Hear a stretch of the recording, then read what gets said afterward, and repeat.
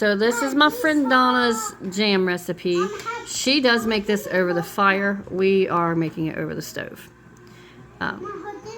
So anyhow, you can do it either way. But this is different than the one that we showed previously. We're going to put it on low heat, and it is only 6 cups of strawberries to 2 cups of sugar, not 6 and 6. But then you add more sugar to taste. And then we'll add, on this one, it gets lemon juice. So we're going to get started.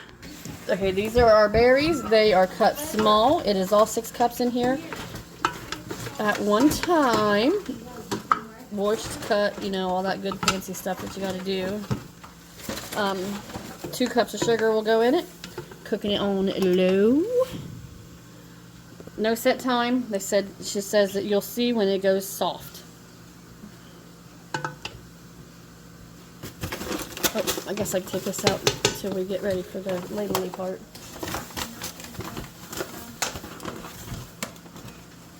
Did you like it? Okay, stir it constant so you don't scorch it here.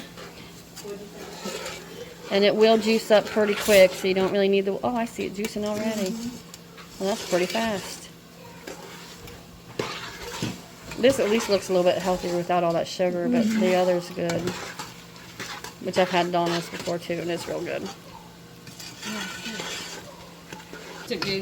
This is a low, slow cooking process, but you can see it's melted. So, there we go. So far, so slow. Right, now that it's all melty and stuff, we're going to add a 1/4 cup of lemon juice, which is 4 tablespoons.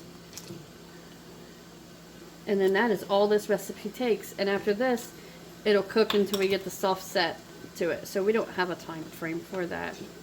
Especially since Donna did hers on a fire and we're doing ours on a stove. But anyhow, you'll notice it when it happens. For now, we're just kind of hanging out with it. Okay, we just taste tested and all agreed that we're going to add another cup of sugar because it's kind of got that sourness to it from all the lemon juice. So 1 more cup. So that is 3 cups of sugar to this recipe, which said to do it as to taste. So after our taste, we're going with 3 cups.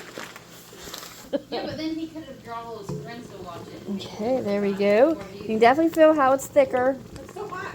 And the girls in the back are taste testing. We'll listen at them. They don't want to be seen taste testing. It's hot. It's only boiling. The strawberries are definitely softer. Oh, it's gelled up real good. It's gelled, yeah. Let me see it. Don't eat it yet. There you go. Gelled up real good like jam should be.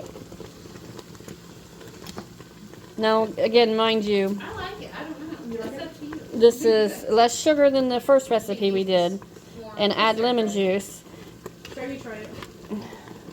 Jamie, try it. There's plenty. It's not as sweet as the other one, but it's still good. I do like it. No, it's Sour yeah, somebody might not want to. Yeah, I think this is good. I think we're set. It's definitely thickened up. Definitely thicker. We're ready to come off the heat. It's been 22 minutes. Actually, it's still good. It has a good aftertaste to it. So, I like it. I'm going to do this. we're going to take this off the stove now and fill some jars. Okay, hot jars from the oven at 200. Keeps them hot. That way we don't shock the glass. Into the hot canner that we have steaming over here going. Jess is filling these up to about a 1/4 inch of head space. Yeah, that's close. That's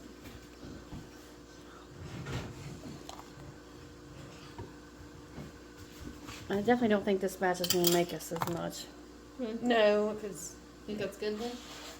probably. Yeah.